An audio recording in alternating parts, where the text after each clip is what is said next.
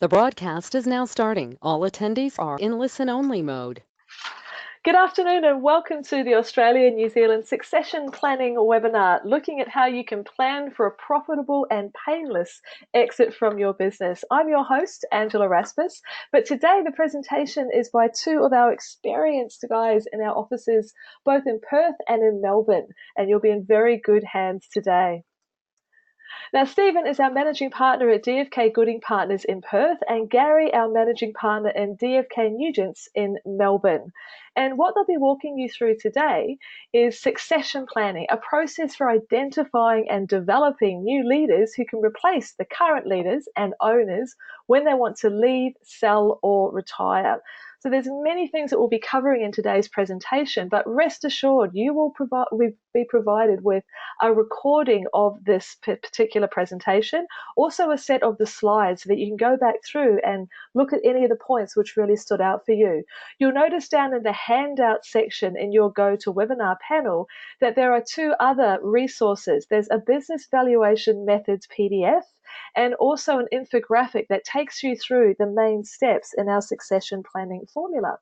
Now, if you're not familiar with DFK, just to give you a little bit of background, we have local knowledge, national connections, and global reach. Now, we do have 14 firms across Australia and in New Zealand, but we're part of a much larger family with 214 member firms around the world in 92 countries. And apart from succession planning and compliance, there's many other areas of business development that we can assist you with as well, including business valuation, structures and setups, strategic planning workshops, and more. One of the things that we're providing for you as a part of today's experience is the opportunity to book a complimentary succession planning discussion. The information we'll be sharing today is very detailed and quite broad, but if you're wanting to dive in specifically about your situation, then you'll also have the opportunity to book some time with us with our compliments. Now, the information that we are sharing today is current as of today, but of course things change. And so look upon this presentation as a summary rather than a comprehensive statement, but we know you'll get a ton of value from it. There'll be ample time for questions at the end of the presentation, but also feel free to type in to the question and chat box at any time. I shall keep an eye on that whilst the guys are presenting. And if there's a question that is needed to be answered right then and there, I'll make sure that you get the attention. So essentially, it's our goal today to help assist you to explore your options here and to navigate really confidently the potential pitfalls that can happen when you are moving towards succession, and to help you put together the steps so that you've got a clear action plan that you can then implement. The particular points that we'll be covering are what a succession plan is and why every business owner needs one. We'll talk you through the decision tree and look at both internal and external succession options. We'll take you through the steps that we've seen are really important to be put into a strong plan. We'll raise your awareness of some of the major challenges that you might face and how you can overcome them. We'll look at navigating the tax and the structure implications for the changes that you make. We'll also help you understand the different ways in which you can value your business, and then, of course, bringing that together into an action plan for you to move forward. Now, you'll notice also in the side panel, there is a hot link that takes you through to where you can book in that complimentary planning discussion. And we just want to run a couple of quick polls. This helps us understand where you are in this journey at the moment, and it allows us to make this presentation more personalized, more pertinent for you. So the first question, you'll see these just pop up on the screen. If you can take a quick moment to tap the answer that's right for you. The first one is, when are you planning to exit your business? Is this within the next 12 months, 3 years, 5 years, or 5 years plus? If you can take a moment to give us a vote there. Okay, we've got a good spread at the moment. Okay, a couple more seconds for the last votes are coming in. And there are the results that we have. We've got a good spread across here. Within the next 12 months, there's almost 20% of people on the line. 50% are looking within the next 3 years, and then another 33%, 5 years plus. So those are things for us to look at as we're presenting. The next quick question for you is, how do you envisage that this exit will happen? There's some options there: transition to family members, management buyout, external or trade sale, or if you've got another plan up your sleeve, you could pop a quick comment into the chat box for us.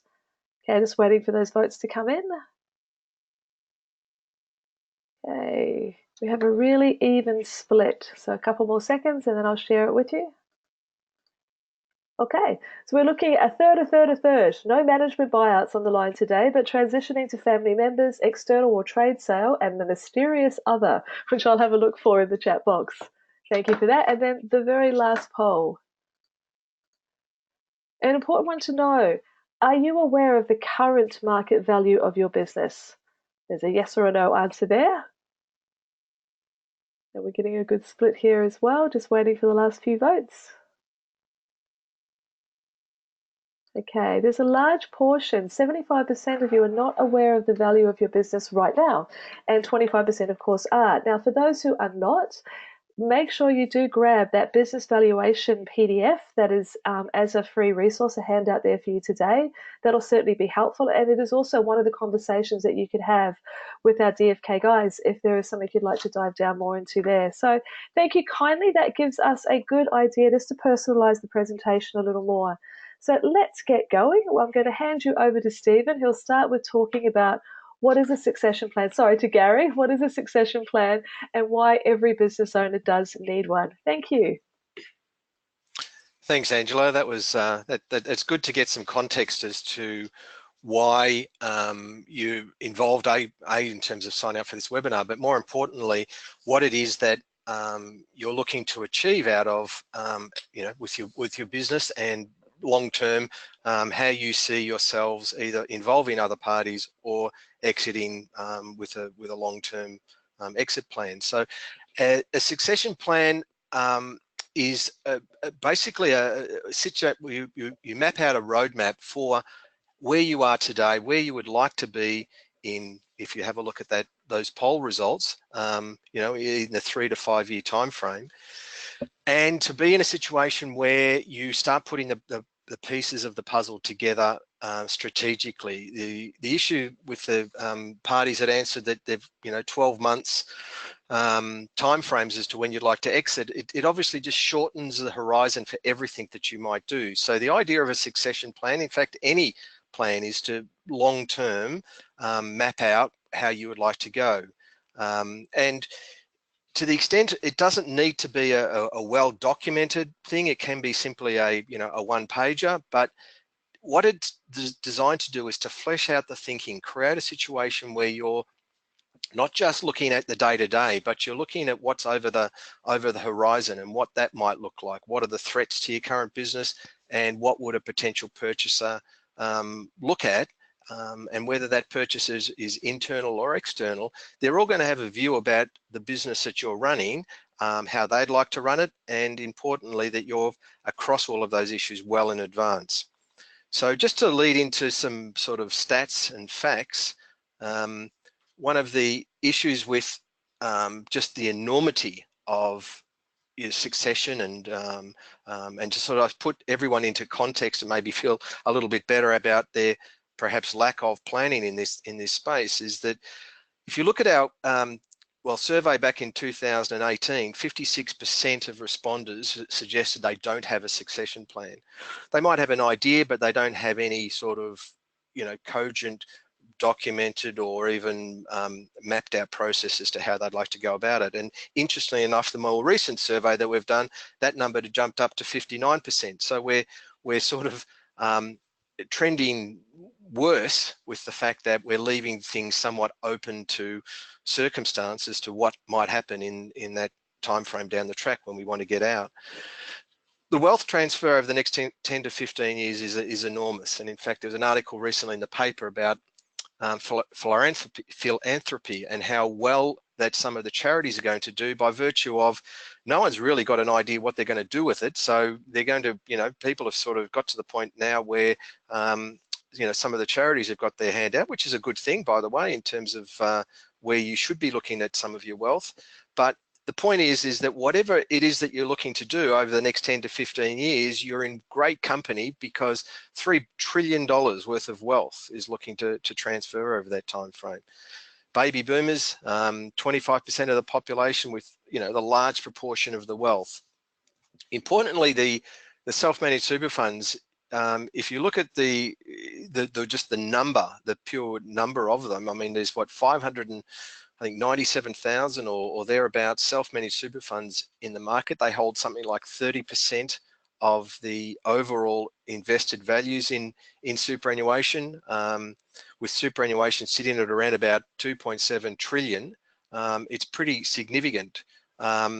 The growth then from 2.7 to 9 trillion in the foreseeable future, 21 years is not a horizon that people in business wouldn't understand, you know, a trebling of value. So understanding the reason for your succession planning is probably critical. In other words, there's a lot of people that will say, well, look, I've got invested wealth, so therefore my business, I'll just simply close the door come the day.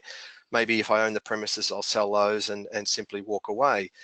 But the fact is that there is an inherent value in your business. And if you look at the failure of succession plans, and we've all seen them, people that have got to that last minute and suddenly thought, oh, gee, I better do something about this, and it hasn't gone well, and we look from the sidelines and go, that won't be us. The point about it is that generally all of the parties that are involved in the business and the various stakeholders aren't necessarily engaged or communicated with as to what the succession plan is and their part in it. So we lead into the next point, which is, why do I need it? Why do I need a succession plan? And we've all heard the adage of, you know, failure to plan is planning to fail. And I think in some respects, we're all in a situation where we do put things off in our busy lives that we can. There is, with succession planning, a lack of urgency. If we look at our normal compliance obligations, the tax return, then we tend to have that done, because if we don't, you know, there's penalties that apply. The penalties that apply for the non-lodgement of a tax return really do sharpen our focus and get our attention. But if you think about the diminution in the value of your business by not planning and doing the things properly, the penalty in terms of loss of value is far more significant, but we probably pay it less attention. So we do need to look to the future and build towards this logical transition, because, you know, ultimately we aren't all going to live forever, and that might be a bit of a shock to some. But the thing about where the business needs to go for all of us is that it will progress. So change, we're looking at a situation of unprecedented change. You know, we've seen large companies that were, you know, huge, the Kodaks of this world, you know, we all look at those sorts of businesses and say, well, you know, their value is immutable. They'll always be there. But of course, you know, long term they weren't, because they failed to adapt to new circumstances. So understanding change and the impact it has on our business. So it's not just a matter of us confronting change on the basis of new technology or new staff obligations or changing trends to market or how we actually go to our market, but it is also understanding how our business value is tied to that change. The issue of why people get into business, there's probably two key reasons why people get into business. One is that the income that it'll generate is often perceived to be far better than the income they would get as a salary person. And of course, the opportunity to build wealth by virtue of growing a business and its inherent wealth.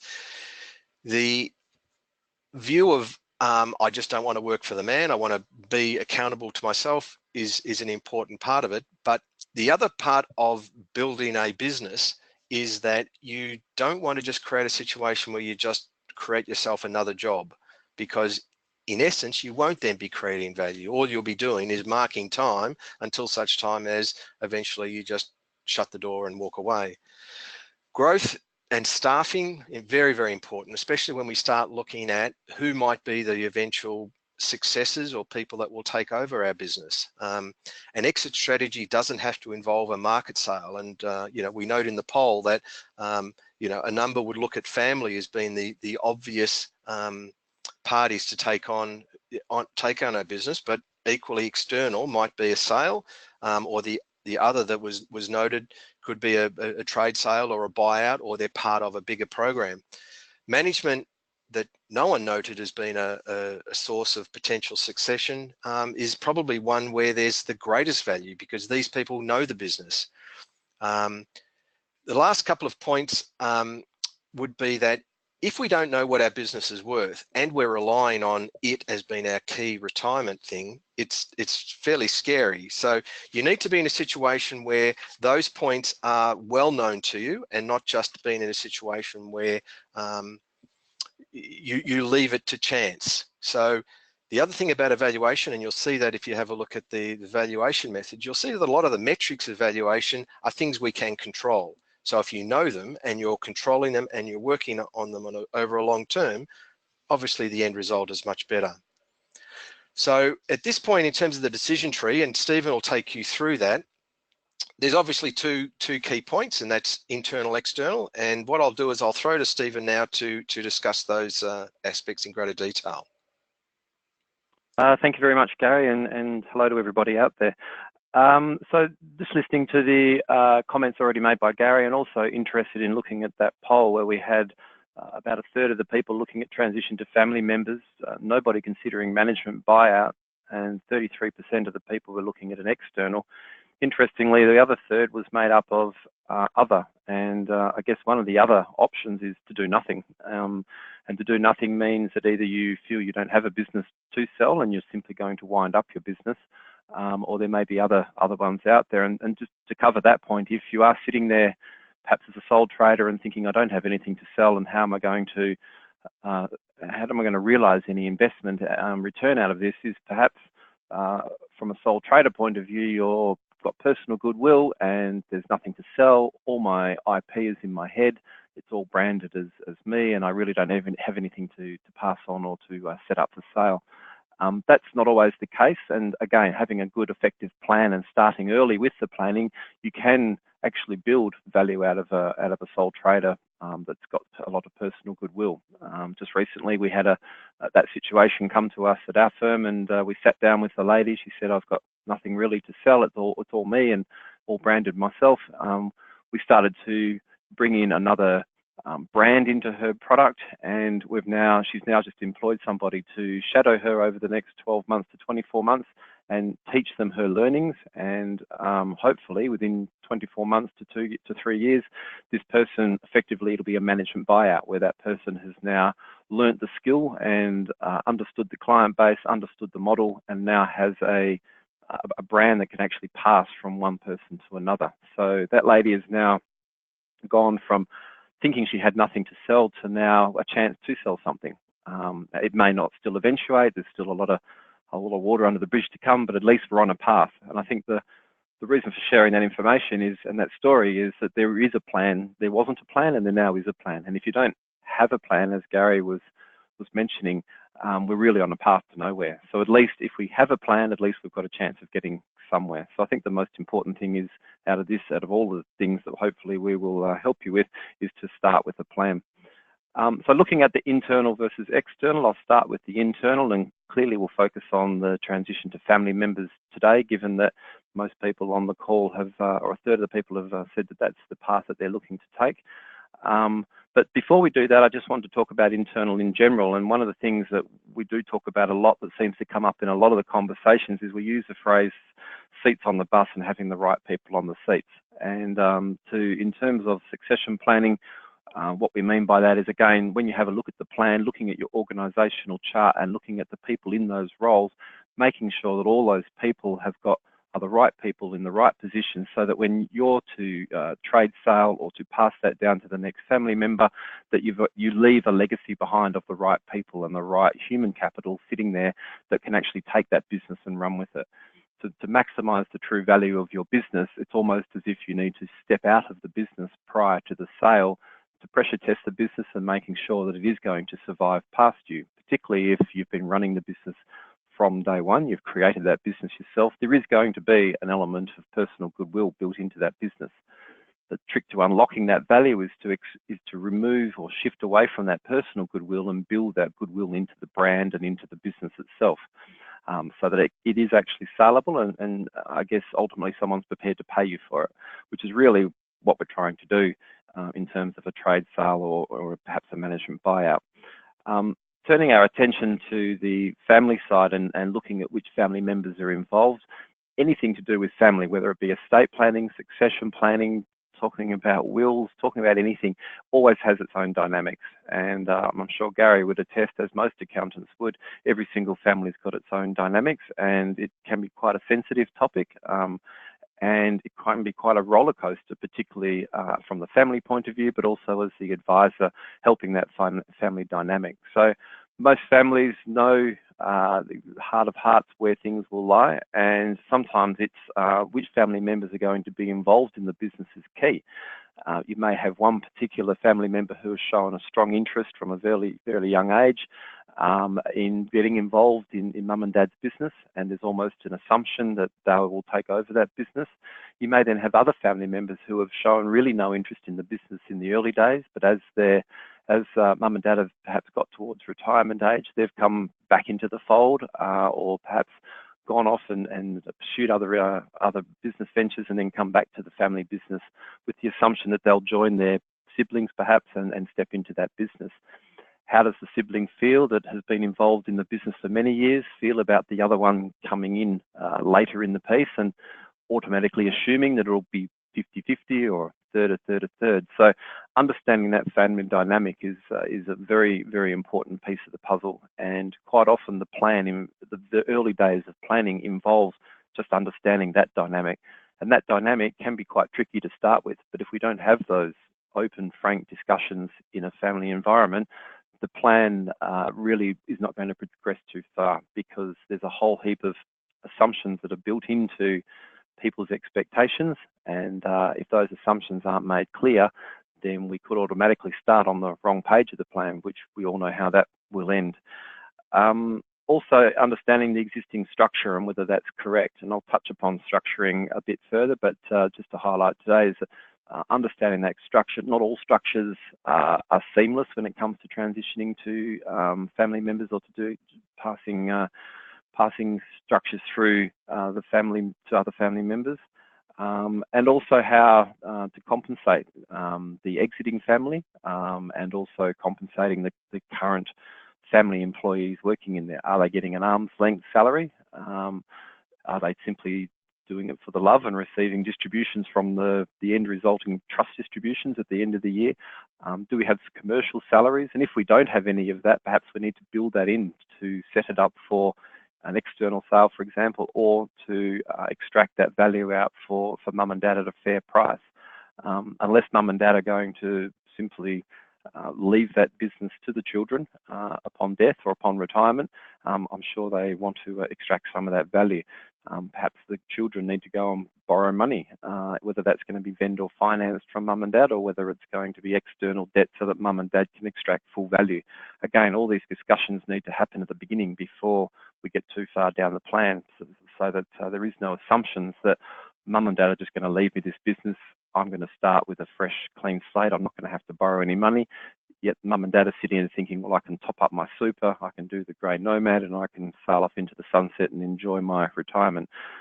Again, if we're at either ends of the spectrum in that discussion, there's a problem that needs to be sorted out relatively early in the piece.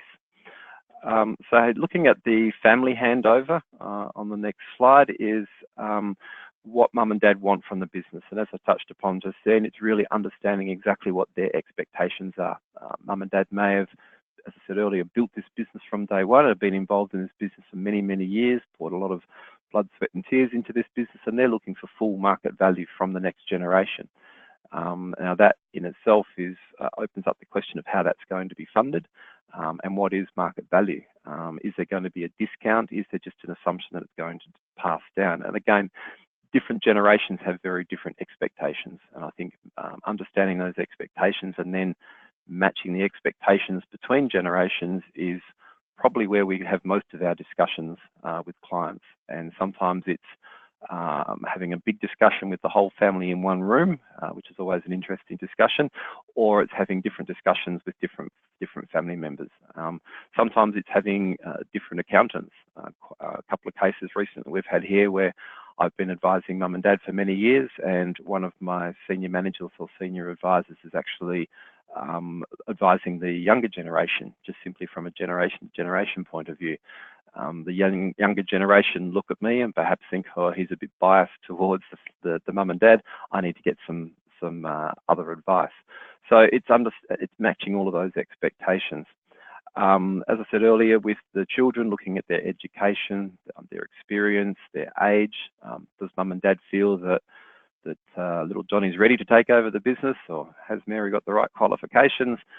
All of those things are very important, and perhaps they've come in from other industries, maybe relevant industries, maybe not relevant industries, maybe something completely independent. Again, do they need to go and upskill themselves into this?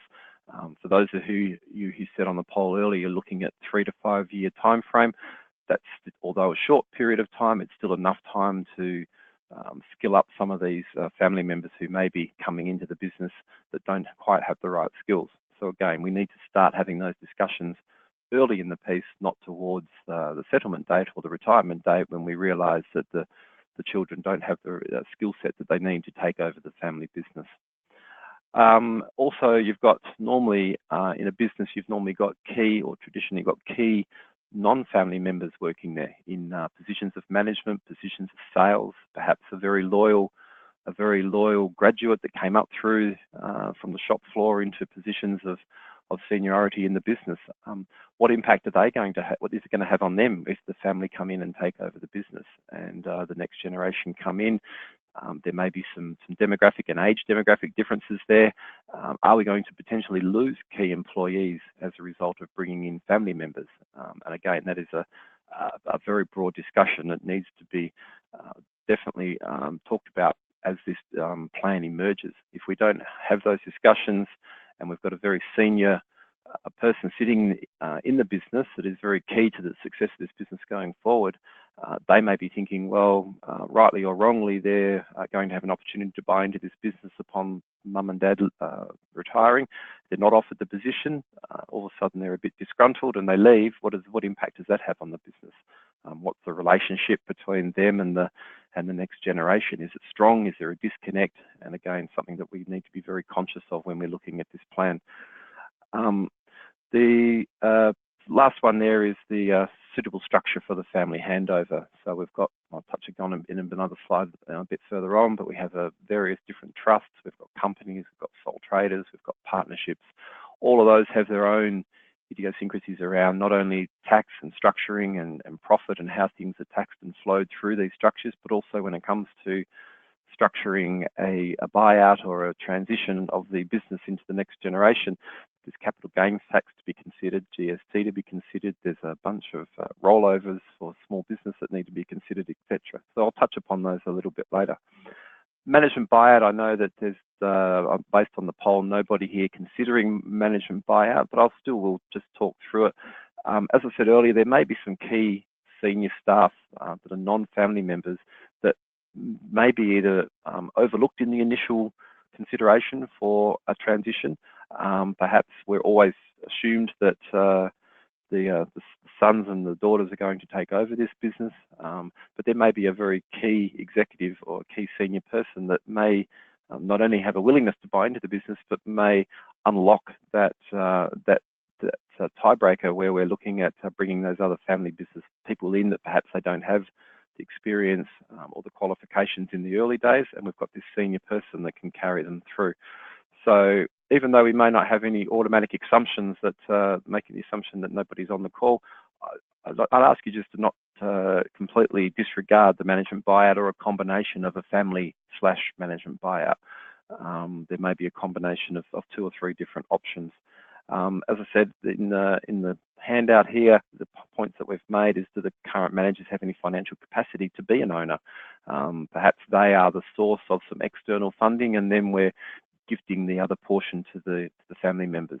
Perhaps that's a combination. Considering vendor finance, bank debt, cash, and as I said, a combination of all of those. And are there any skill gaps? Again, if the automatic assumption is it's going to the children, perhaps the senior management people can fill those skill gaps in the short term. And what impact will the new owner have on the customers and the clients and then the marketplace? So if we've got a senior staff member that's not a family member, as I said, that's been involved in the business for many years, they may have very strong relationships with your customers, with the production side, and the suppliers. And if all of a sudden that person is to move on because of the transition to the next generation, what effect is that going to have on the business? I guess the worst case scenario is we pass the business in what we think is pretty good condition. We lose these senior people, and all of a sudden the business is taking a step back, and perhaps mum and dad are forced to get back involved in the business because they have those long-term relationships. So again, understanding what impact that's going to have on the business as it transitions across. Moving on to external. External, I know again, some of you have said that there's a possible trade sale on the horizon within a 3-year period or perhaps a 5-year period.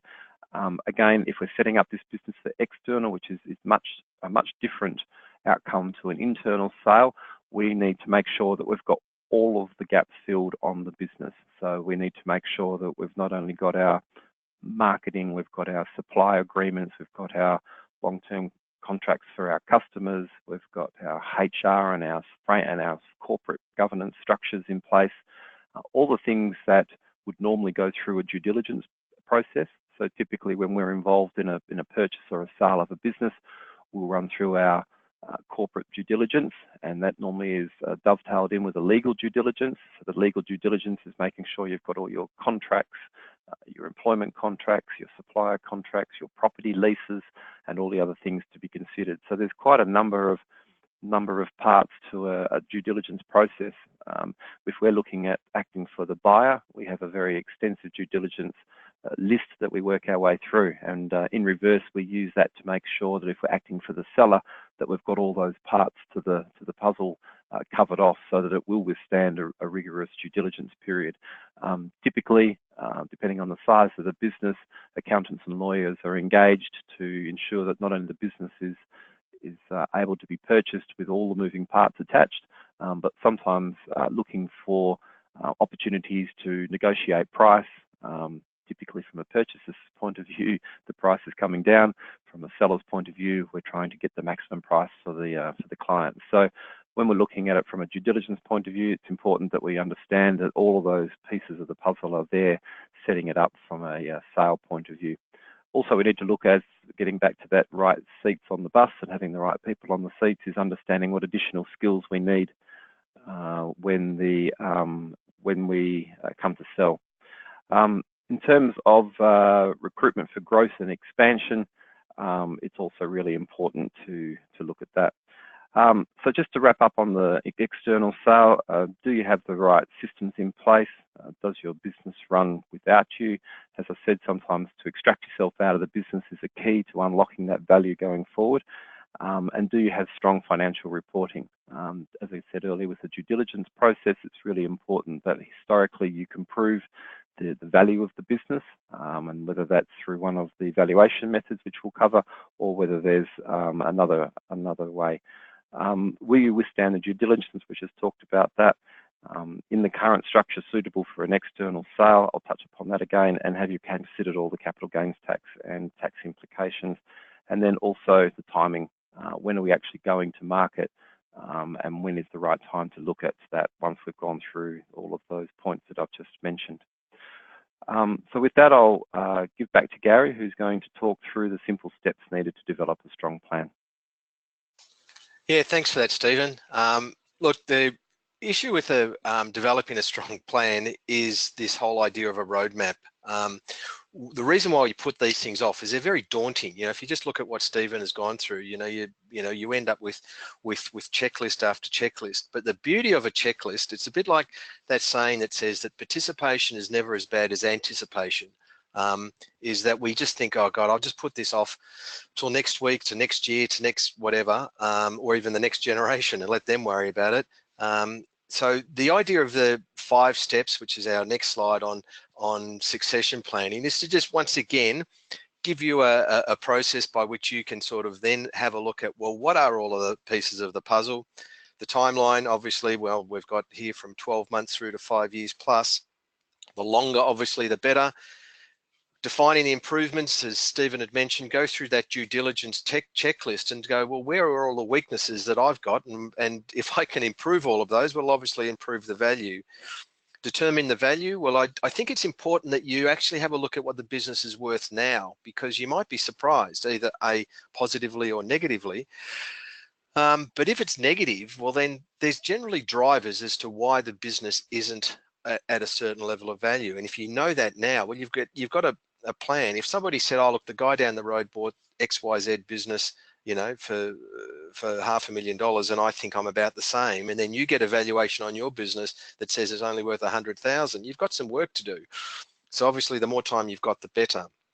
And interestingly enough, one of our clients was an engineering firm that made the point that they never valued goodwill. They always assumed that their business was worthless. We always made the point that we thought it had a strong value. And in the mining boom, which obviously we don't have now, but we did then, they ended up selling it for $35 million. So it's one of those things that the process of making sure you get these things right has an enormous upside. Tax, clearly we don't want to pay more of that than what we have to. Stephen will go through a little bit of that. Documenting the milestones.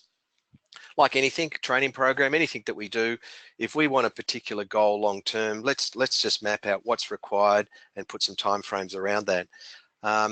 Obviously, external assistance, that's where, you know, in lots of respects, DFKANZ come to play, because we obviously have the expertise. We can bring in other expertise, we can bring lawyers in, we can bring, you know, various other parties. It is a skill set that you know, a lot of people take for granted, but at the same time, there's a lot of detail that needs to be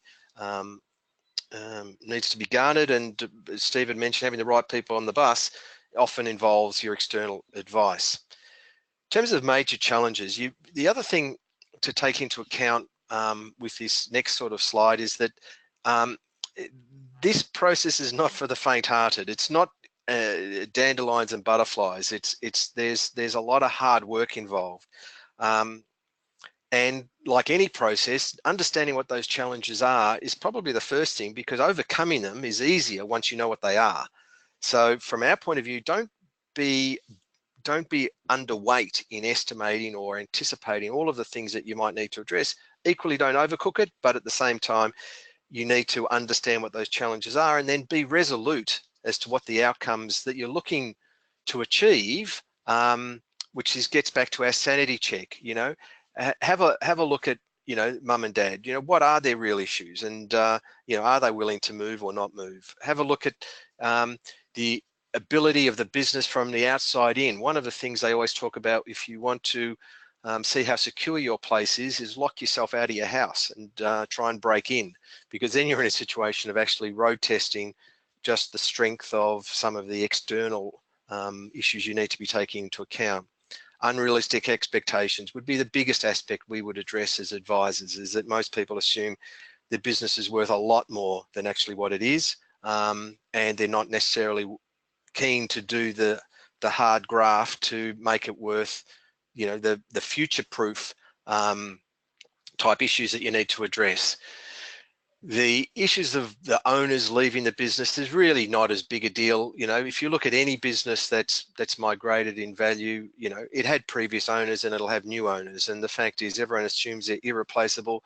Rarely is that the case. It's just a matter of time and diligence about how you engage through the process. The point I make about the adult conversations is that you really do need to sit down and have serious conversations with kids. And that's one of the reasons often these things are put off, is that we might have a couple of kids in the business that just assume they're going to take it over, but we know that they just don't have the skill set. And, you know, sometimes it's just letting them know, and sometimes well in advance, that they're just not going to make it.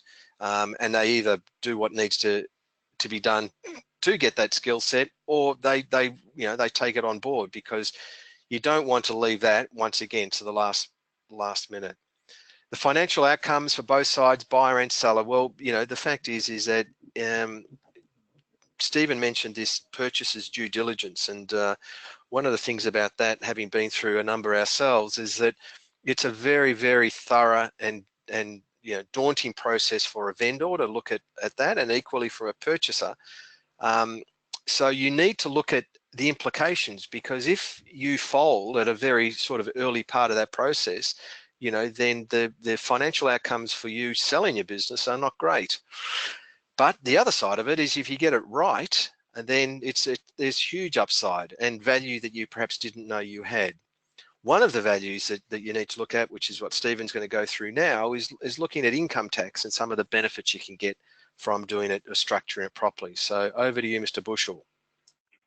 Thank you very much, Gary. So I guess when we turn our attention now to legislation, there is no succession planning legislation. So there is no legislation that we pick off the shelf or Google and we work our way through. The legislation that is wrapped around the structuring side of succession planning is normally a combination of lots of different legislation. For example, there's the tax legislation to consider, there's corporate legislation to consider, there's HR legislation around employees and transfers of entitlements. There's also licensing and permits. So you may have a particular license or some sort of permit, whether it be a government permit or some sort of industry permit that creates that value.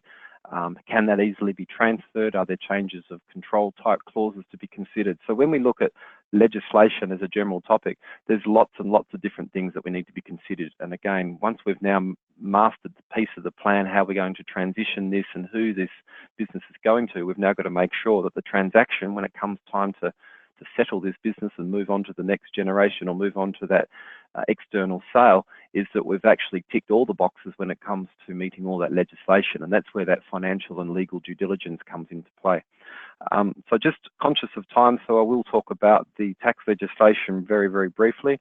I guess never assume that there is a natural succession through any structure.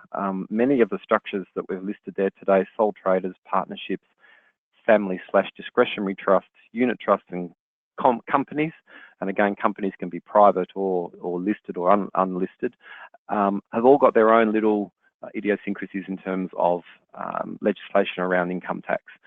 We've got capital gains tax to consider, GST to consider, and there's a number of income tax imposts that can be sitting there unbeknownst to you until it comes time to actually realising the sale of your business. Now, if you're fortunate to have a pre-1985 business, for example, you may just automatically assume that it's capital gains tax free, which is when capital gains tax first came in September 1985. However, your business model may have changed over that period, where some of the legislation may work against you in that automatic assumption that you've got a pre-CGT asset and I can sell my business tax free. It may now be tainted with some other businesses or some other assets that you've put into those trusts or entities, whereby all of a sudden you now do have a tax impost. And unless you're getting the right advice and understanding exactly the history of your business, for example, that can catch you out when it may be too late to do something about that. So navigating our way through the tax and tax implications is, what can I do now that can help me later? And as I mentioned in that example, is understanding exactly what assets you're going to be selling. Perhaps you're selling the shares in a company, or perhaps it's more beneficial to be selling the business out of the company and retaining that share, because there may be some tax reasons for that. There may be some stamp duty implications or some GST implications around the reasons why you would sell the assets versus the shares in a company. Another example would be a family trust. A family trust is unique to your family business, and it's not possible to sell a family trust.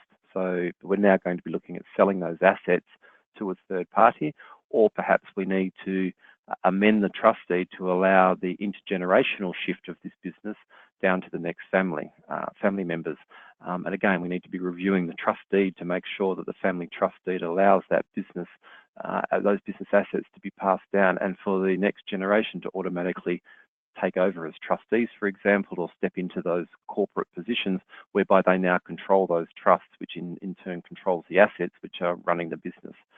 So this is where you will need some specific advice, and today is really not that format to be giving this specific advice. We could spend a whole nother session on just these implications, but what we wanted to do today was just highlight to you that you really must seek some advice and also have a good, strong understanding of exactly what you're selling and what that structure looks like, and then mapping out with time to spare to make sure that if there's anything you need to put in place, that we've got time to do that. We don't want to be selling the business in 6 months' time and finding out that we are about to make some structural changes and we need 12 months to avail ourselves to the capital gains tax discount, where you need to own the asset for more than 12 months.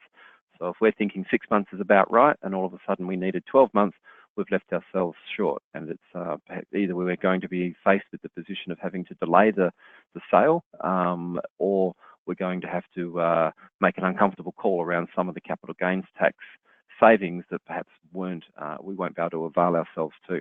So ensuring that there's all tax outcomes are considered and no surprises. Certainly one of the definitions in most accountants' offices, having no surprises around this.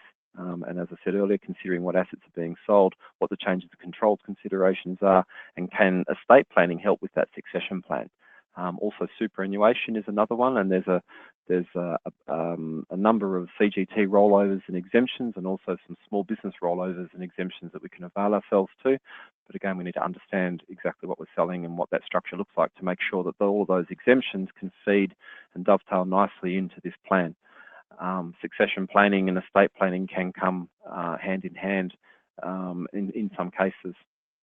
So that's really around the tax and structuring side. And again, I guess the tip out of all of that is to seek help early in the plan.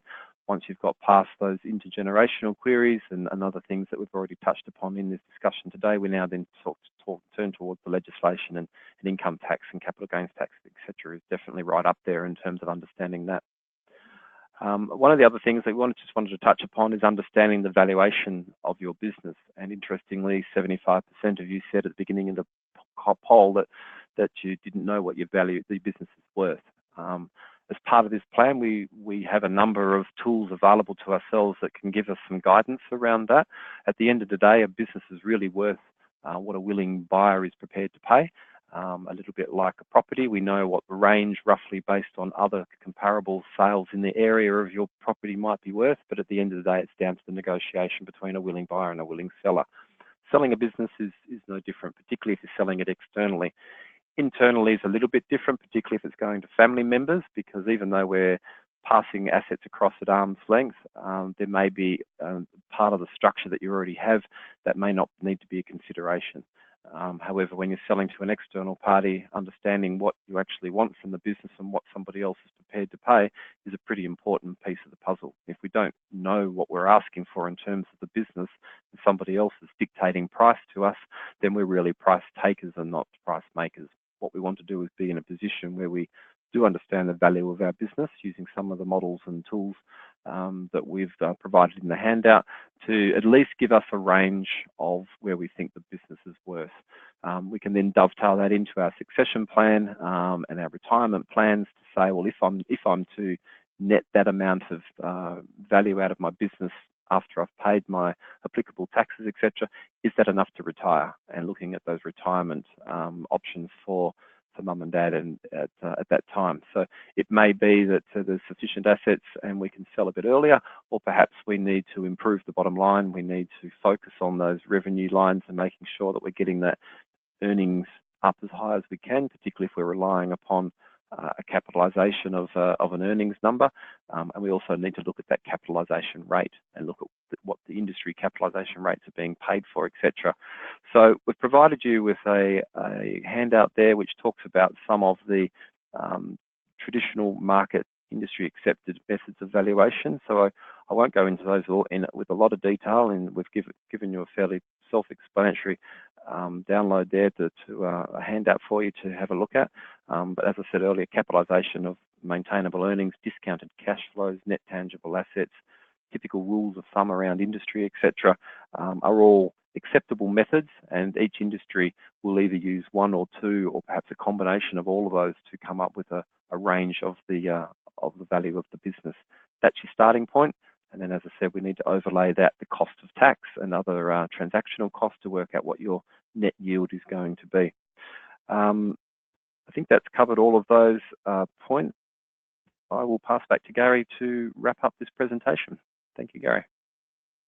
Thanks, Stephen.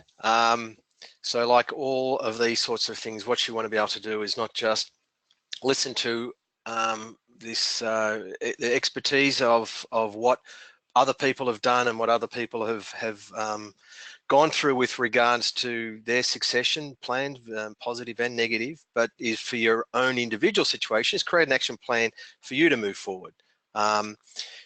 The idea of any of these sorts of things is we all love to have a list. And I think it behoves all of us, if we want to get the best outcome for our family, we make a lot of sacrifice to run a business. And I think if you were to sit back and look at it later on and say, you know, to your kids or whoever the other stakeholders might be, you know, not only did I build a sort of a serious business and take away a lot of time from the family in that process, but I actually put a lot of effort into making sure that the business was looked after and the legacy of it and the value of it was well managed. And to that extent, the 1 to 10 here are things that largely we've been through over this conversation. Knowing what it is that you want is important, and your time frame critical. Who are the people, and look at that broadly, not just, you know, the sons or daughters that might be involved, but, you know, as Stephen has mentioned, the managers, those people that are probably, if you have that adult conversation with them, have said, I was just waiting for this time for, you know, you to come and speak to me because I'm very keen to take on the business. Because alternatively, if you don't have that conversation with them, you may just be building a new competition. Right people, right positions, you know, we just assume that will happen naturally, but of course it doesn't. Business structures, critical that you do that well in advance, because if you're in a structure that doesn't work long term, get it changed now, and then you're in a situation where the costs of change can be ameliorated over time, rather than becoming some, you know, god awful, you know, quick rush to get this thing invest already. Whatever your plan is, once you're clear about it, let everyone know. Well, not when I say let everyone, let the key people know, because most people will be sitting back wondering what it is that you may or may not be doing. And letting those people know what your plans are is critical to garner their support in the process. Milestones, obviously, just know, you know, one of the things about valuation, if you were to sit back and there's methodology involved in that handout, and there's processes involved where you could just look at it from time to time and check the metrics. And if you say, right, it's worth 500,000 now, 750,000, you know, 1 million, 1.5, you're in a situation where you can see that you're tracking in the right direction. But if you're not creating milestones to measure that progress, you know, you are in lots of respects flying blind. The execution process is really just crack on, just get on with it, get the changes that you need to make, and you know, put the right people in the advisory process so it does in fact happen. The monitor is obviously clear. Delays and external factors, I mean, every plan is smashed by, you know, other external factors that we hadn't anticipated. So allow for that, because you don't want to be in a situation where I want to sell in 3 years' time. Well, it might not be 3 years, it might be 5 years. And if it is 5 years, are you okay with that? All right, because if you're not, then you might have to compromise something in that process. The backup plan, generally, you know, it's fairly logical that that we can go through all of this process, and it doesn't guarantee that, you know, what you're selling is something that someone is willing to look at from the point of view of paying fair value for over time. And if you're in a situation where you have to sell because things have, you know, you've left it too late, or retirement has sort of crept up on you, then you're in a situation where, you know, you put yourself in the hands of a buyer's market, and you take what you can get. So from our point of view, having an alternative, having it been it's a bit like when you sell, you know, go to sell your house. If you're in a situation where you have to sell it, you know that at some point you're going to probably take a lower number. But if you're in a position where you don't have to sell it, or you have an alternative, then, you know, you generally approach the sale with a different mindset, often get a better value, but most particularly you're in a position where you know you have alternatives, and alternatives in terms of planning is everything. So hopefully today we've covered off most of the key things, the idea of having the handouts, and those sorts of things is that you've got then a checklist in terms of this conversation, but more importantly, you've got something that you can go forward with and go, well, if I need to engage with my advisors, I've got something else that I can have that informed discussion with. So with that, I'll throw to Angela to wrap it all up. So thanks very much. Thank you, Gary. Thank you, Stephen. And thank you for everyone who's been on the line with us this whole time. Hopefully not frantically taking notes, as you will get a copy both of the recording and also of the slide deck that you can go back through and check out those particular areas that are most relevant for you. As Gary said, participation is never as bad as anticipation. So getting going with that action plan to create your succession planning process is really important.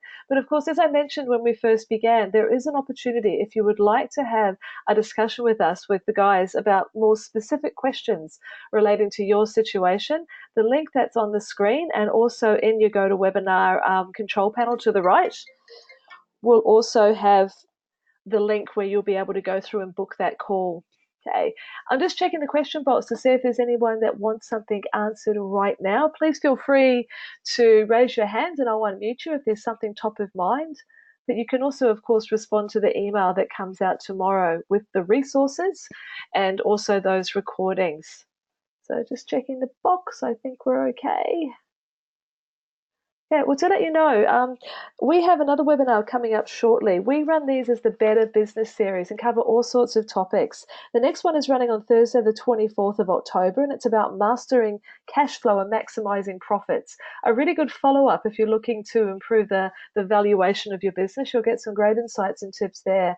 You'll receive an email invitation from us, but we also on our website have many of these webinar replays there for you to go and have a look at, and you'll always find the invitation on the homepage of the site for our next webinar. So that website, www.dfkanz.com. And if you go to the webinar area and the events area, you'll see the replays and also the webinars that are coming up.